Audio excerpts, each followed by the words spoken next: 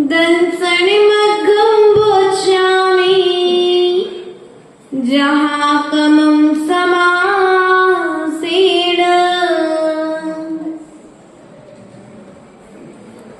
बाल्यकाल से अभी तक मैंने जो सेवा की हो देना चाहो प्रभु आप तो बस इतना पल दो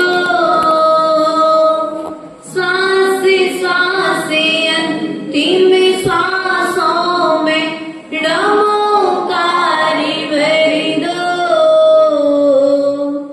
मेरा अंतिम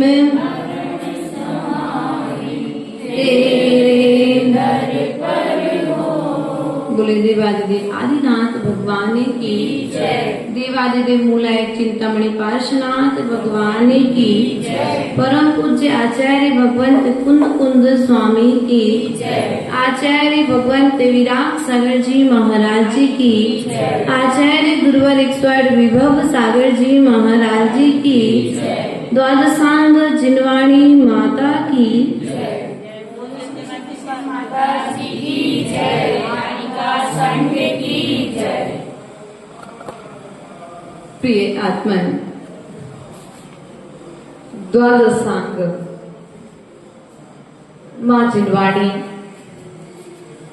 आचार्य भगवंत कुंद कुंद स्वामी कृत दर्शन पाहोड़ ग्रंथ के माध्यम से आचार्य भगवंत ने कल व्यवहार सम्यक दर्शन और निश्चय सम्यक दर्शन के लिए बताया था। आज उसी सम्यक दर्शन के विषय में आचार्य भगवंत क्या कहना चाहते हैं, कारिका नंबर 21 के माध्यम से हम कुंद कुंद स्वामी के भावों को समझने का प्रयास और पुरुषार्थ करेंगे। एवं जिन पैणतम दंसनिर्णयं धैर्ये भावेन सारं गुणरैणत्तं सोबाणं पडं मुखं सोबाणं पडमं मुखस्य। अर्थात आचार्य भगवंत कहते हैं गुणों एवं रत्नों का सार। किसका सार? समस्त गुणों का सार सम्यक दर्शन, सम्यक चारित्र और सम्यक ज्ञान रूपी रत्नों में, पदार्थों में सम्यक दर्शन रत्न कैसा है? सम्यक दर्शन रत्न जिनेंद्र भगवान द्वारा कहा गया है। कैसा कहा गया है? सारं गुण ऋणत्य सोबाणं पडमं मोक्षस्य। अर्थात जिस प्रकार से प्रथम सीढ़ी 10 धर्मों में उत्तम क्षमा के लिए प्रथम सीढ़ी कहा गया है, उसी प्रकार से दर्शन के क्षेत्र में सम्यक दर्शन के लिए मोक्ष महल की प्रथम सीढ़ी कहा है। प्रथम जीना, आप लोग क्या बोलते? सीढ़ी बोलते? जीना बोलते? सीढ़ी बोलते। तो आचार्य भगवान कहते हैं यदि आप मोक्ष जाना चाहते हैं, कहाँ जाना है आपको? मोक्ष जाना है। चारित्र पालन करने की क्षमता वर्तमान में लोगों के पास में आजकल कम बची है। अब आचार्य भगवान कहती है जब चारित्र पालने की क्षमता कम बची है तो श्रद्धान करने की क्षमता को बढ़ाओ। किसकी क्षमता को बढ़ाना है? श्रद्धान करने की क्षमता को बढ़ाओ। बे समंत्र भद्र स्वामी धन्य है। सुना समंत्र भद्र स्वामी का नाम?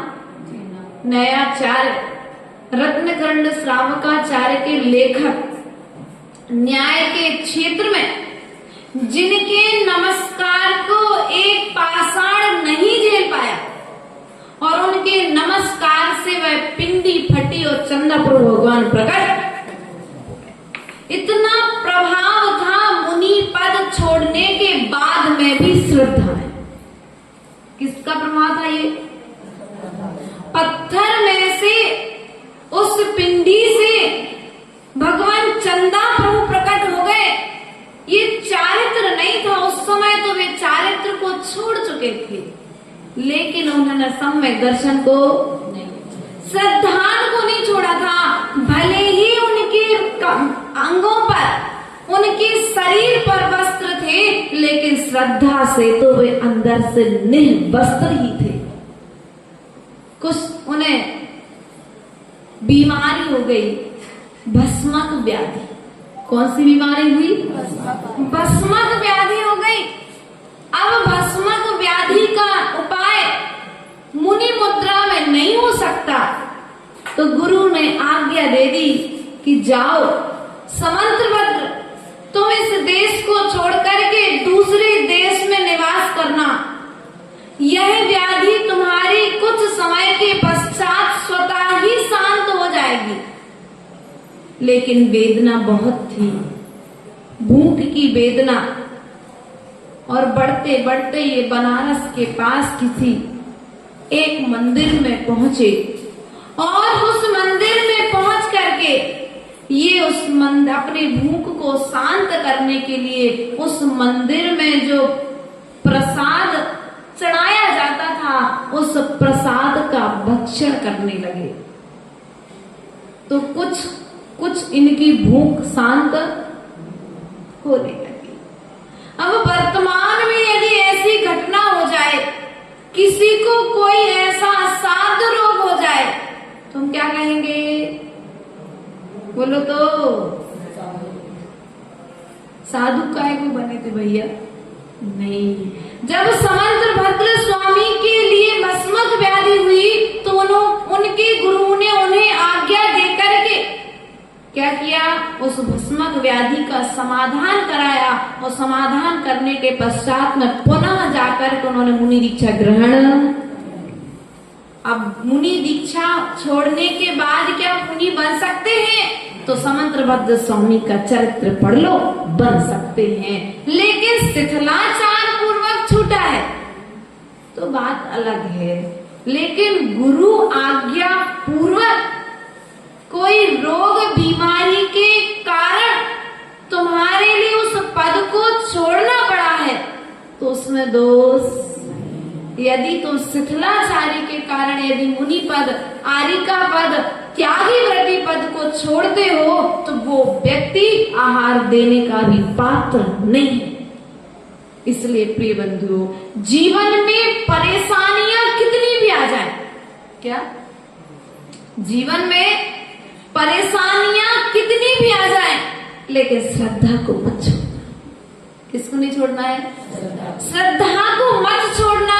मैना सुंदरी ने श्रद्धा को नहीं छोड़ा, तब कहीं जाकर के 700 कोड़ी शहर उसने अपने पति को कामदेव के समान सुंदर बना लिया।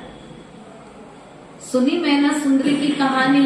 हर अष्टांग का पर्व में कहीं नंदीश्वर विधान होता है, तो कहीं सिद्ध चक्र विधान होता है। वो जहां जहां पर सिद्ध चक्र विधान होता है, वहां वहां पर इस विधान की महिमा का गायन किया जाता है।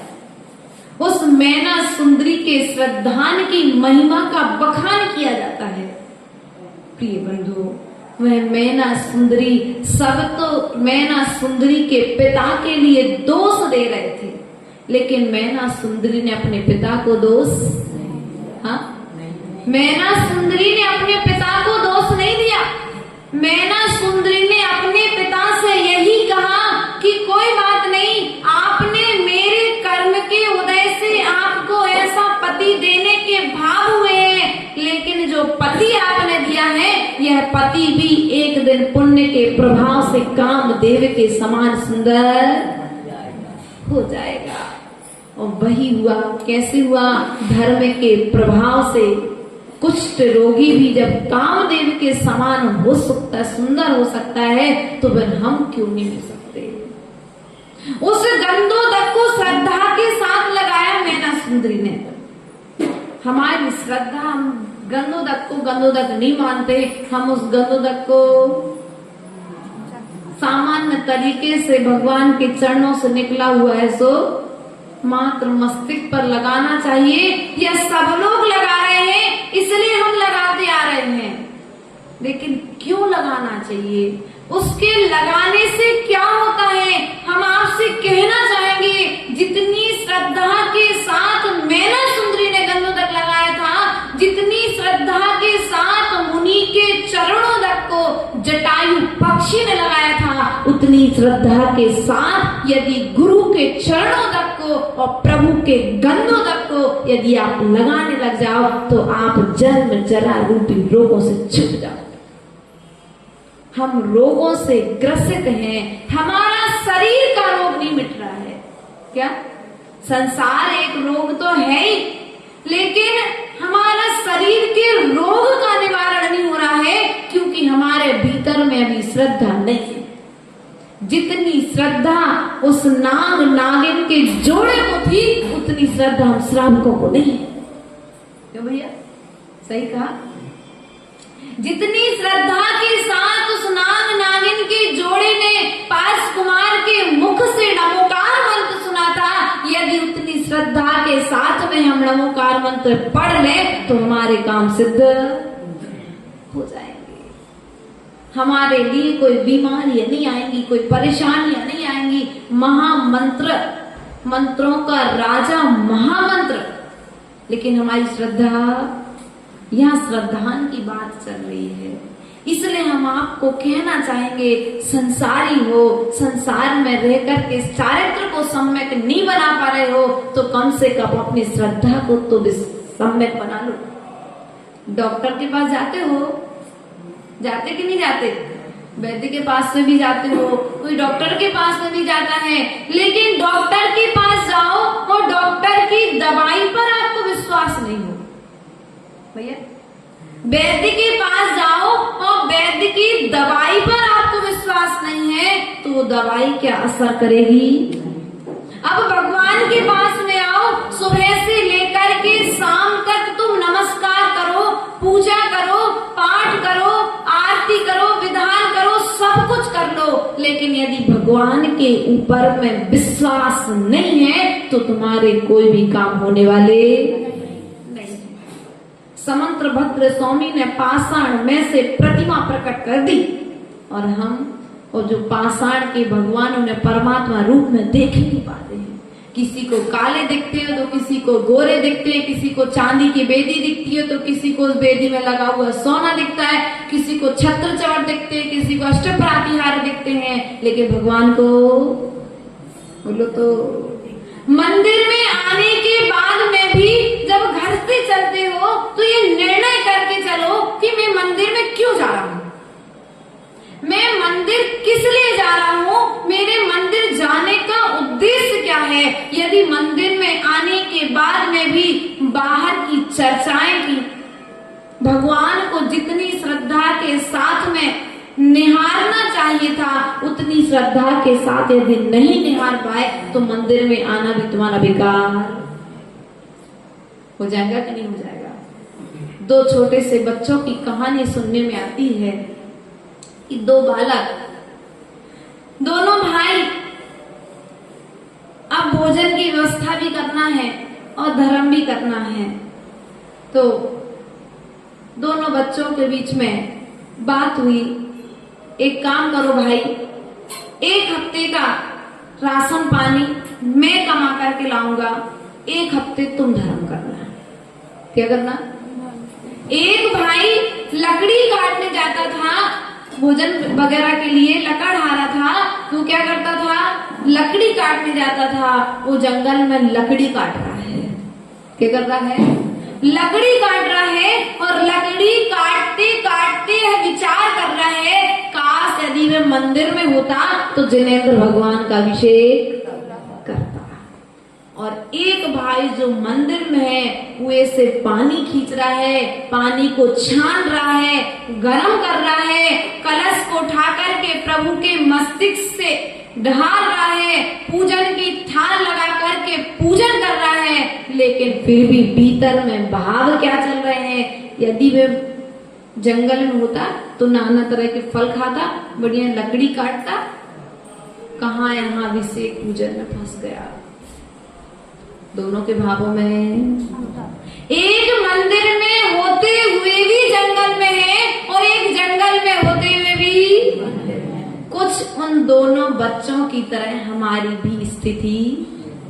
हम मंदिर में होते हुए भी कहीं और कहीं और होते हुए कई कई पुण्य आत्मा जीव होते हैं जो घर में रहते हुए मंदिर का विचार, कोई तीव्र पुण्य आत्मा जीव होते हैं। प्रिय बंधुओं, संसार में आए हो तो श्रद्धा को संभाल लो। किसको संभालना है? संसार में आए हो तो इस पंचम काल में आप शरीर की शक्ति को निहारते हुए चारित्र का पालन नहीं कर पा रहे, खेद मत करो, लेकिन श्रद्धा को संभाल लो। भटकती हुई श्रद्धा को संभाल लो। हम संसार में भटक रहे हैं।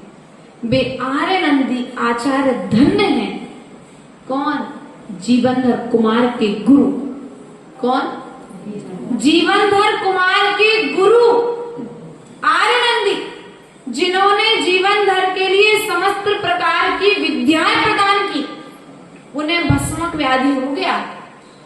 गुरु की आज्ञा से वे दीक्षा छेदन करके यत्र तत्र सर्वत्र भोजन की तलाश में घूमने लगे और जहां जैसा भोजन मिलता वे ग्रहण करते और जीवनधर के हाथ का एक लड्डू उससे उन्होंने ग्रहण किया और भस्मक व्याधि ठीक हो गई। प्रिय बंधुओं, वे आर्यनंदी मुनिराज धन्य हैं। जीवनधर कुमार का पुण्य धन्य है। हम विचार करते हम चौका क्यों लगाएं, है ना?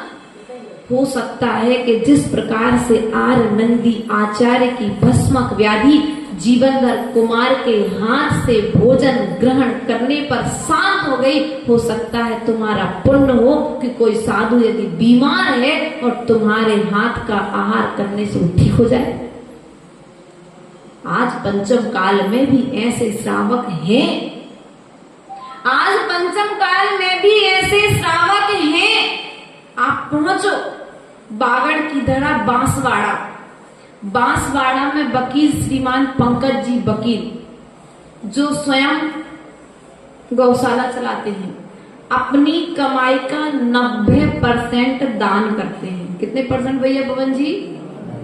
90% जो अपनी कमाई का दान करते हैं। सोना चांदी पहनने का त्याग, स्वयं का जितना बड़ा तुम्हारा ये मंदिर है, इतनी बड़ा उन्होंने मंदिर स्वयं का बनाया, स्वयं की धर्मशाला बनाई, स्वयं का हॉस्टल चलाते हैं और कम से कम उस और गाय है उनके यहाँ पर, उस 50 से 100 गाय वहां पर उनके यहाँ पर, और कई सरकार से कोई, समाज से कोई चंदा चिट्ठा स्वयं से करते हैं। और हमारा सौभाग्य रहा जब कोरोना काल में जब स्वास्थ्य खराब हुआ, बहुत गंभीर बीमारी हो गई, तो आचार्य गुरुदेव ने कहा कि आपको उस स्थान पर रह करके रहना है। और रहने के पश्चात में हमको तो ज्ञात नहीं था, बाद में मालूम पड़ा जब गुरुदेव रिटर्न आए वहां पर, कोरोना काल चल रहा था, 2 चुगलिका माता जी थे हम लोग।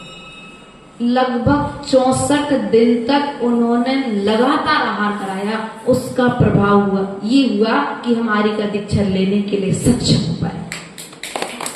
तो श्रद्धा के साथ यदि आप पानी भी, कोई रसगुल्ला नहीं देना, यदि श्रद्धा के साथ में साधु को आप पानी भी दे दे तो वह पानी भी औषधि रूप में हो जाता है। इसलिए प्रिय बंधुओं, धर्म पर विश्वास रखो।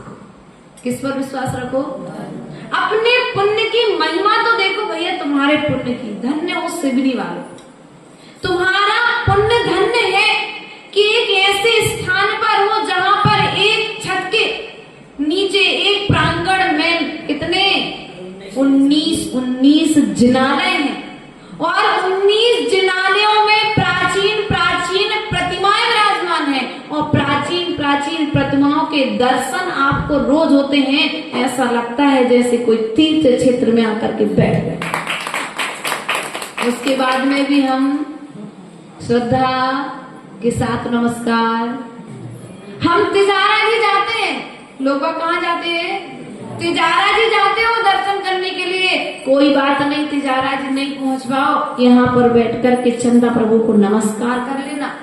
गोमटेश्वर नहीं पहुंच पा रहे, इस बात का दुख नहीं करना, ऊपर बाहुबली के चरणों में बैठ कर के गोमटेश्वर को स्मरण कर लेना। यही सम्मेद शिखर जी है, यही गोमटेश्वर है। तुम जहाँ बैठ जाओ, जहाँ नजर घुमाओ, वहाँ पर भगवान विराजमान है। एक बार श्रद्धा पूर्वक नमस्कार तो करो, तुम्हें दुनिया में घूमने की जरूरत।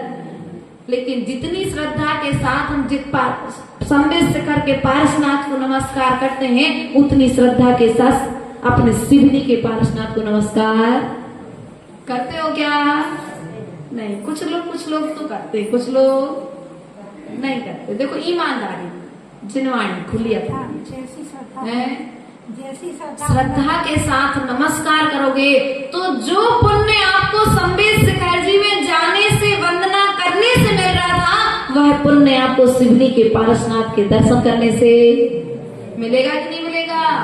जो पुण्य गोमटेश्वर के बाहुबली के दर्शन से मिल रहा था, वह पुण्य आपको यहीं के बाहुबली के दर्शन करने से। मात्र श्रद्धा का खेल है। जब यहाँ बैठ करके आप सिद्धालय के सिद्ध भगवान को नमस्कार कर सकते हैं, तो क्या यहाँ बैठ करके आप सम्मेद शिखर के पार्श्वनाथ को नमस्कार नहीं कर सकते? क्या कर सकते हैं। जितनी श्रद्धा के साथ में नमस्कार करोगे। देखो रसगुल्ला बनाए आप लोगों ने, माताओं बनाए ना? यदि चाशनी नहीं डाले बोलो तो उसमें शक्कर मत डालो भैया, तो फिर बोलो तो स्वाद आएगा क्या? नहीं आएगा। भक्ति करते हुए भी यदि तुम भक्ति का स्वाद चाहते हो, तो जिस प्रकार से उस रसगुल्ले को, जलेबी को चाशनी में डाल दो और डालने के पश्चात में उसमें अच्छे से चाशनी भर जाए, तो उस जलेबी का स्वाद थोड़ा अच्छा, रसगुल्ले का स्वाद अच्छा। उसी प्रकार से श्रद्धा से डूबा हुआ व्यक्ति, अर्थात श्रद्धा से डूब करके जब भक्ति करता है भगवान की, तो क्या होता है? उसे धर्म का स्वाद आता है। आज व्यक्ति कहता है माता जी हम धर्म तो बहुत करते हैं, लेकिन हमें धर्म करते हुए स्वाद नहीं आता, आनंद नहीं आता, हमारा मन नहीं लगता। क्या करने में मन नहीं लगता है? धर्म करने में, कर्म करने में तो खूब मन लगता है। आचार्य भगवंत कुंद स्वामी समयसार ग्रंथ राज की चौथी कारिका में कहते हैं, सुध परिचिदाण हुआ सप्पसि काम भोग बंद कहा अर्थात ये जो काम भोग और बंदी की कथा है, यह जीव ने अनादि काल से की है। क्या की है? काम भोग और बंध की कथाएं हमने अनादि काल से की है। इसलिए हमारा उन कथाओं को करने में और कथाओं को सुनने में मन लगता है, लेकिन धर्म की कथा हमने बहुत कम की है, इसलिए हमारा मन। इसलिए अब ये पंचम काल मिला है। पंचम काल में अब व्रतों के संस्कार जैसे बच्ची बना रही है, यहाँ रह करके आप लोग बहुत सारे प्रतिमाधारी भी यहाँ पर है ना, प्रतिमाधारी भी हो, तो अब आपको यहाँ पर एक टाइम भोजन करोगे, केस्ट लंच करोगे, पैदल चलेंगी माता जी, तो माता जी को क्या मिलेगा? यहाँ पे जो त्याग के संस्कार मजबूत हो जाएंगे, तो स्वर्ग में जब पहुंचेगी ना, तो देवियां जब, क्योंकि एक एक देव की 32 देवियां होती हैं, और जब वे देवियां आएंगी तो क्या होगा? माता जी उन देवियों में लीन नहीं होंगी, वे वहां देव बन करके सीधे सीमंदर स्वामी के सम्मुख। क्यों? क्योंकि यहाँ पर उनके त्याग के संस्कार थे, जिनवाणी को सुनने के संस्कार थे। वे वहां पर रहकर के नंदीश्वर की वंदना के भाव होंगे, देवियों के साथ में रमण करने के भाव। इसलिए यहाँ पर रह करके जितने त्याग के संस्कार बना सको, गृहस्थ जीवन में रहते हुए भी तो धर्म हो सकता है। हो सकता है कि नहीं हो सकता है? पहले तो कहा रहनसार ग्रंथ में कि श्रावक को उत्कृष्ट पद का ही उपदेश देना चाहिए। उत्कृष्ट पद अर्थात मुनि पद, आरिका पद की श्राविकाओं की अपेक्षा से आरिका पद, और यदि जब दोनों लेने में सक्षम ना हो श्रावक श्राविका, तब जाकर के श्रावक बनने का उपदेश देना चाहिए। और श्रावक भी नहीं बन सकते हो तो हम आपसे इतना कहेंगे, सम्यक दृष्टि बन जाओ। क्या बन जाओ? सम्यक दृष्टि बन जाओ। एक बैल के लिए नमोकार मंत्र सुनने से सम्यक दर्शन हो गया। एक शेर के लिए धर्म उपदेश सुनने से सम्यक दर्शन हो गया, और वह शेर जाकर के भगवान महावीर स्वामी बन गया। क्या बन गया? शेर के लिए कितने मुनिराजों ने उद्बोधन दिया था? 2 मुनिराजों ने।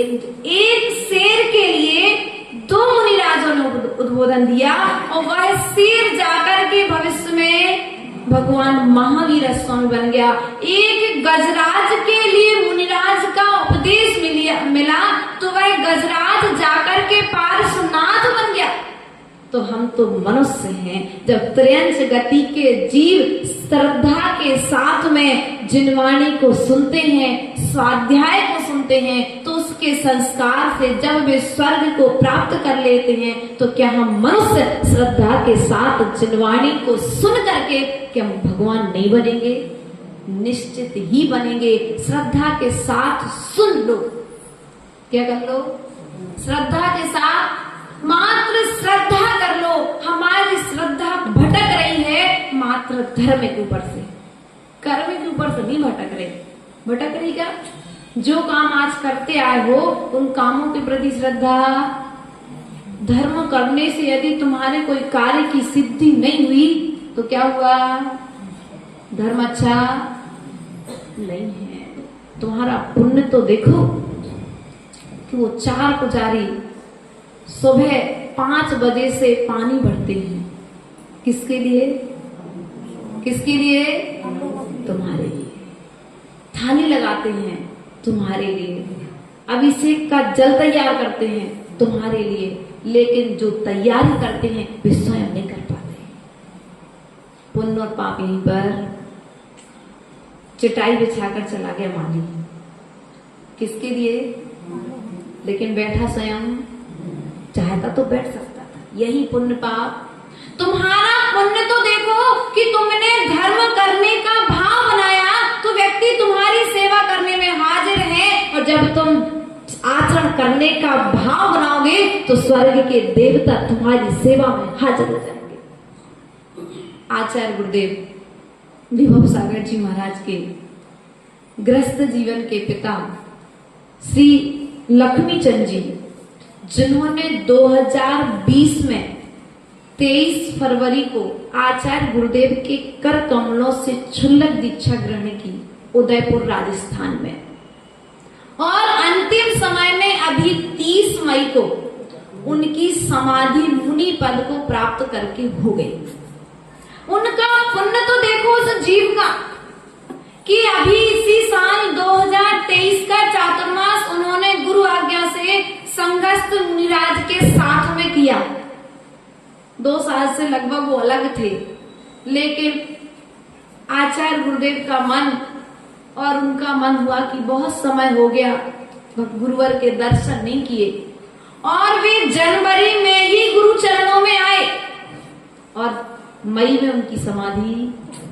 और जिस दिन वो हल्का सा पानी डला था मंदिर में कचनेर, औरंगाबाद कचनेर में गिर गए, पिताजी को वचन सिद्धि थी। क्या थी उन्हें भी? और 19 तारीख को जब वे गिरे तो उन्होंने उस दिन कह दिया कि तुम लोग चिंता नहीं करो, आज से ठीक 11वें दिन हमारी समाधि। आप देखना बहुत सारे वीडियोस चैनल पर अपलोड किए हैं वहां से भैया लोगों ने। आप देख करके कह नहीं सकते कि इनकी समाधि आज होगी। हमको जब पहली बार जब फोन आया वहां से, हम लोग झिलमिली में थे, लगभग 25 तारीख को मालूम पड़ा कि ऐसी ऐसी स्थिति बन गई है। तो हम लोग ने कहा अभी तो पापा जी की समाधि नहीं होगी, क्योंकि शरीर अच्छा दिख रहा था और अच्छे से बोल रहे थे, क्षमा मांगी, बात की, माता जी वंदनामी की, छुल्लक थे क्योंकि उस समय, और इतने अच्छे से शांत परिणामों के साथ उन्होंने कहा 11वें दिन हमारी समाधि, और 30 तारीख को 5:40 पर उन्होंने इस देह का त्याग करके अपनी यात्रा आगे की तय की।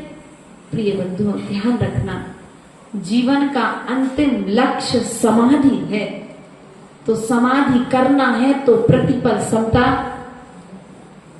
और 2 घंटे पहले, समाधि के 2 घंटे पहले उन्होंने संघ के लिए उपदेश दिया। तो महाराज बोले, छोटे महाराज बोले, महाराज तुम्हें दीक्षा ले देर नहीं हुई और आप उपदेश देने लगे। तो पता है पापा जी क्या बोले, हम लोग उनको पापा जी बोलते थे, तो बोले कि हम उपदेश नहीं दे रहे महाराज, ये हमसे देव बुलवा रहे। देखो हमारे सामने कितने सारे देव खड़े हैं और ये हमसे कह रहे हैं कि जय बोलो, जय बोलो। जहां उनको तख्त पर लिटाया गया था तो उन्होंने कहा मुझे जमीन पर लिटाओ, और उनको जब जमीन पर लिटाया, पूर्ण चेतना के साथ में उनके जो अंतिम शब्द रहे, गुरु सेवा से समाधि होती है। क्या कहा? गुरु सेवा से समाधि होती है, गुरु के चरणों को छोड़ करके कहीं जाना नहीं। ये शब्द उनसे कुछ दैविक शक्तियों ने बुलवाए और उन्होंने बोले, और 2 घंटे बाद वे नमोकार मंत्र को सुनते हुए 24 तीर्थंकर भगवान की जयकारा लगाई। उन्होंने बोला कि ये देव हमसे बोल रहे हैं जय बोलो, तो आचार्य गुरुदेव एक एक तीर्थंकर भगवान का नाम लेते गए और वे जयकारा बोलते गए, और जयकारा करते करते, अगर ऐसी समाधि आप भी चाहते हो, पढ़ते तो हो, मेरा अंतिम मरण समाधि कभी भाई गई भावनाएं। हमने ऐसा तो देखा है कि पिता पुत्र का पालन करता है, लेकिन वे पुत्र धन्य है कि जिस पिता ने जन्म दिया और जन्म देने के पश्चात में उन्होंने स्वयं अपने पिता के जन्म को धन्य कर दिया।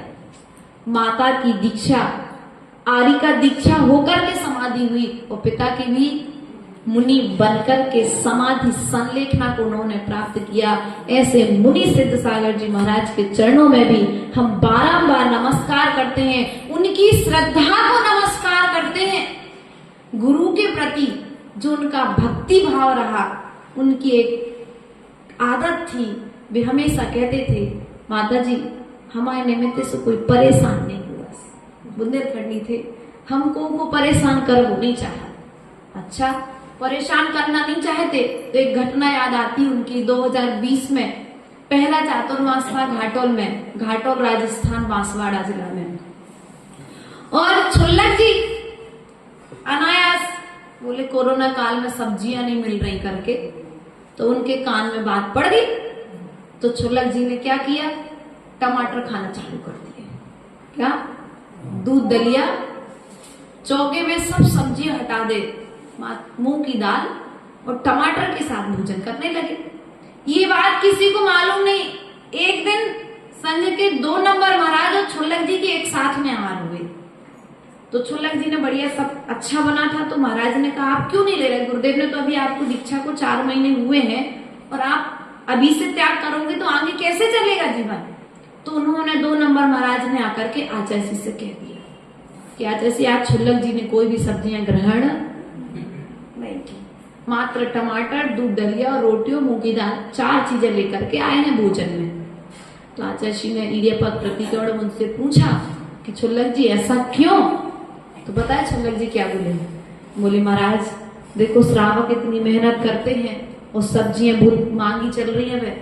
क्या चल रही है? सब्जियां बहुत महंगी चल रही हैं, टमाटर सस्ते आते हैं, तुम टमाटर के साथ रोटी खा के, कि हमारे निमित्त से श्रावक को भी कोई कष्ट ना हो। ऐसी सोच रखने वाले, पूरे संघ की सेवा में तत्पर रहने वाले, अंतिम समय में आचार्य गुप्ती नंदी महाराज का संघ कचनेर पहुंचा और उनकी सामर्थ्य नहीं बची थी क्योंकि पैर की हड्डी उनकी टूट गई थी गिरने से, तो उठ नहीं पा रहे थे।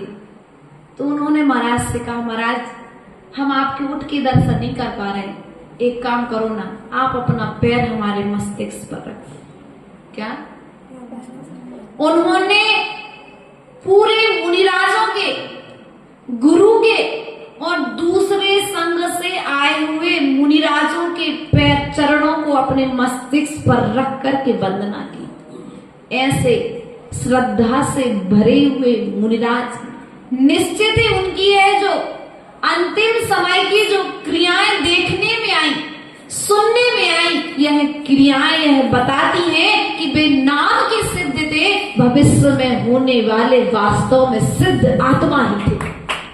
ऐसे सिद्ध सागर महाराज जिनकी दीक्षा, प्रश्न किया था हमारे अंकित भैया ने कि माता जी के तत्काल कोई आए तो क्या दीक्षा हो जाएगी? हाँ, ऐसा ही हुआ छलक सिद्ध श्रीमान लक्ष्मी चंद जी के साथ में। उदयपुर में एक दीक्षा फाइनल थी मात्र। कितनी दीक्षा थी?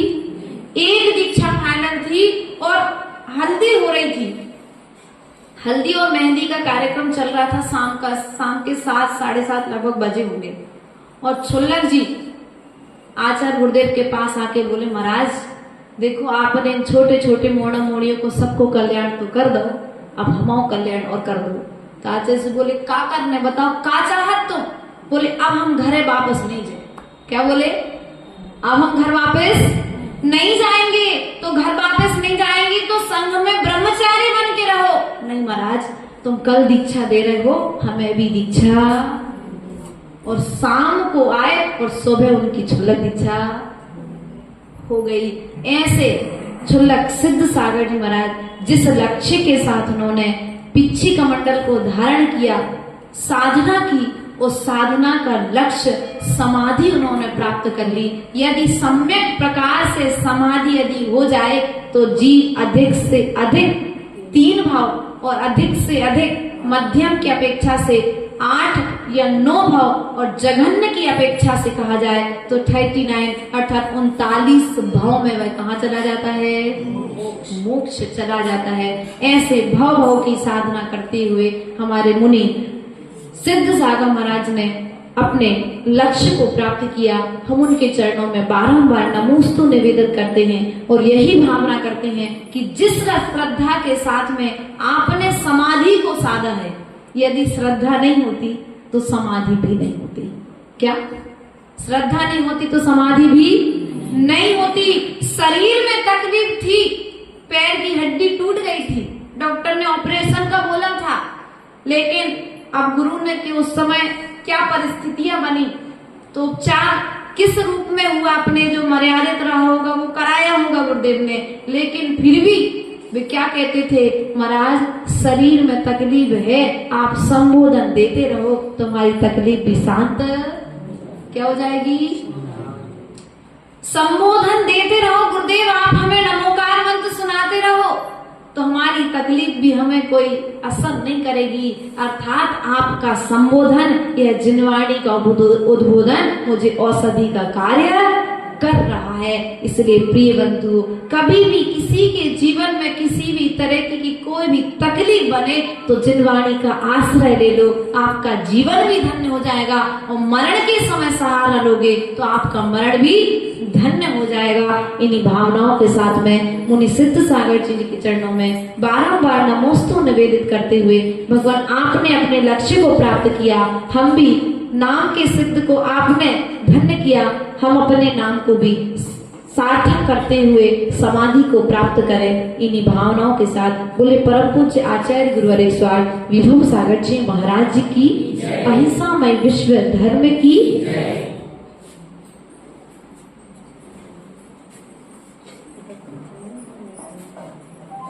जिनवाणी के ज्ञान ते सुझे लोकालोक, सोवाणी मस्तक नमो सदा देते मुदो। ये जिनवाणी भारती तो जमोदिन में, जो तेरो शरणा गए सो पावे सुख छे।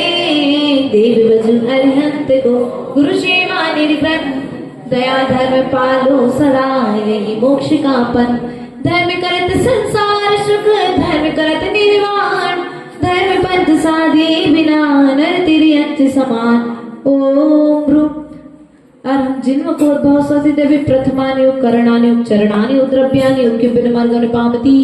गुरुवाह पातिनो नित्यं ज्ञानि दर्शनायका चारित्रा गंभीरा मोक्षमार्ग। ओम रूम नमो आर्याण श्रीमदाचार्य परमेश्वर कुंद कुंद स्वामी समंत गोस्वामी पूर्वा स्वामी रविशेण स्वामी अमित गति स्वामी शिवकोटि स्वामी समस्त पूर्वाचार्य दिवरेभ्यो वर्तमान आचार्य भगवान विद्यासागर जी विराग सागर जी विशुद्ध सागर जी विभव सागर जी समय सागर जी 2.5 दिन में विनाशवान 3 कम 9 करोड़ मंडला दिवरेभ्यो नमः। अर्घ्यं नृपामिति स्वाहा।